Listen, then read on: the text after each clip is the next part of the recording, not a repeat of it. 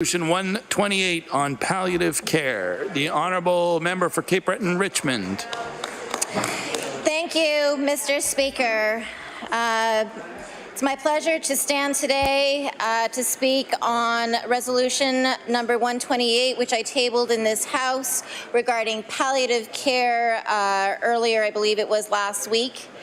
And I also want to say again a heartfelt welcome and a thank you to the families that have come here again today, the Latimer family, the Cold Day family, and the Sampson family that have come to give their support, and who are regular citizens, everyday citizens who have been touched by death in the last year of one of their loved ones, and who have unfortunately not had the level of care that I would hope that we would strive for as a society when we see one of our loved ones in the last days of their lives. Last Thursday, and I apologize, Mr. Speaker, if I get emotional during these next few minutes that I speak. It's a very difficult subject to speak about. It's a very difficult subject for me to even put points down on paper. Last Thursday would have been the one-year anniversary of my father also passing through palliative care at the Sept Richmond Hospital. Been a lot of biting myself on the inside of my mouth in order for me not to start crying here in the last couple of weeks.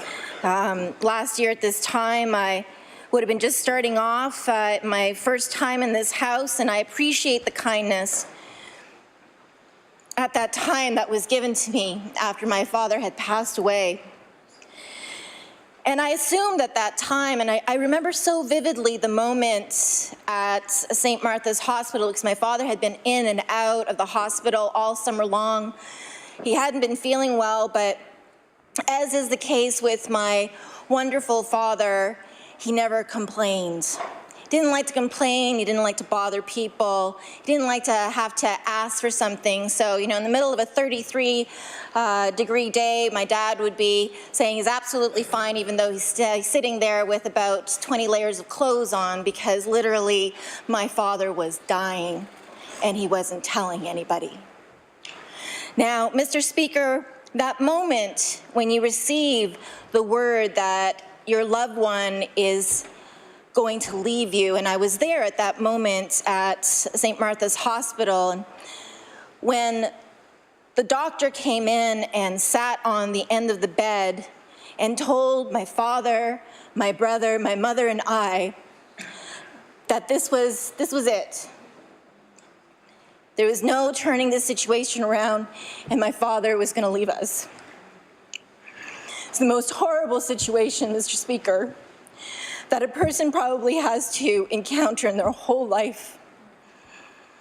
I love my dad. I know that the people in the gallery here today who are with us love their family members that passed through palliative care at the Sept Richmond Hospital.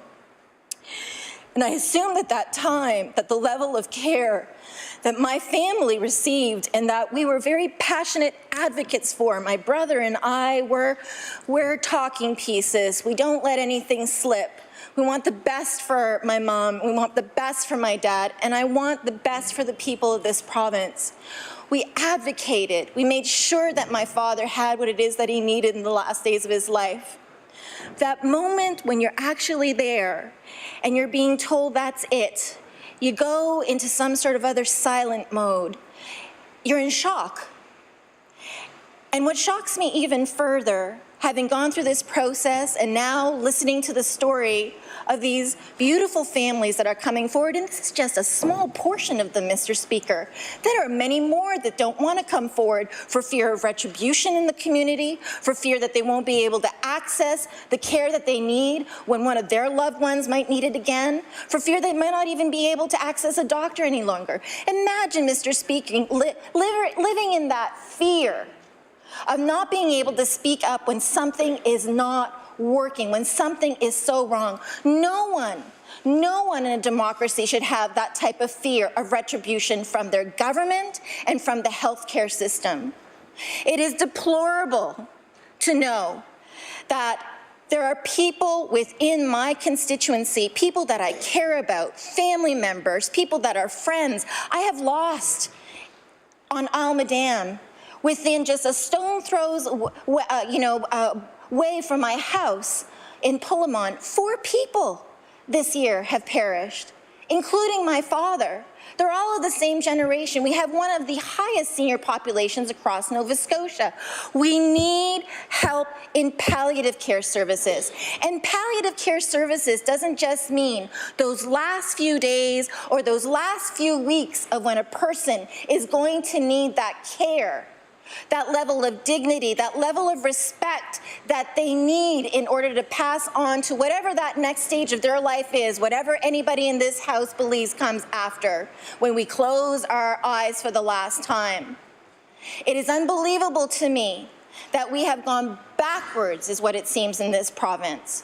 I remember as a child on Alma Dam, I could go to the doctor, it seemed, whenever it is that we needed to. My mom would call, you'd get, a doctor's appointment. I had asthma really badly. I was often ill as a child.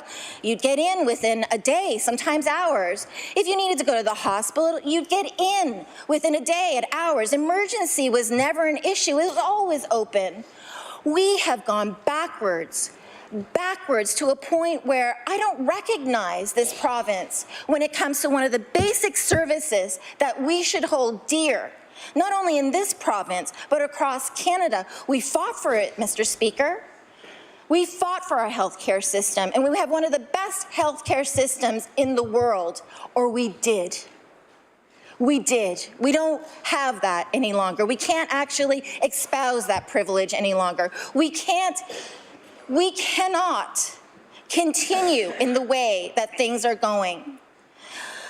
All members that are here should know that of the 3 women who are up in the gallery today, the 3 of them have all had loved ones who have had to spend days, even weeks, on a stretcher in the emergency room at the Strait Richmond Hospital, in not even what is a room, really. It's a retrofitted storage closet. How is it that we can sit here and talk about planning, talk about all the initiatives that are going on, talking about the investments that are going on in healthcare, and clap at, our individual results of what it is that we're doing to make things so much better. And yet, every single day I get phone calls within my constituency telling me there's something deplorable that has happened to me when I went to call for either 911 or ask for help for my loved one who's in the last stages of their lives. I remember when I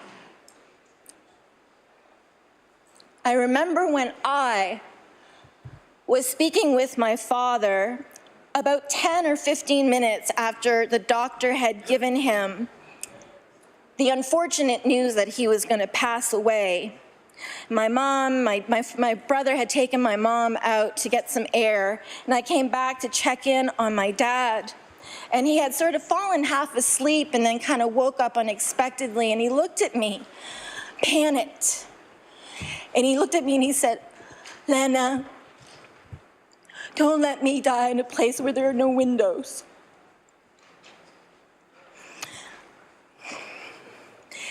And I can only think of these poor people that are being put in palliative care, and I don't even want to call it palliative care, being retrofitted into closets, in hallways, in emergency rooms that they can't even see outside. They can't even see the natural light of day for the last time. I understand, Mr. Speaker, I only have about a minute left, but you know what? I'm going to give my father the last word on this one. My father's last words to me, and I've shared this before, he told me, "Alana," and to all of us, because several of my siblings were there, "Be good to one another after I am gone." Mr. Speaker, we can do better on this. We should expect better of this. We should expect better of ourselves. Our loved ones deserve to have better health care and better end-of-life care, Mr. Speaker. Thank you.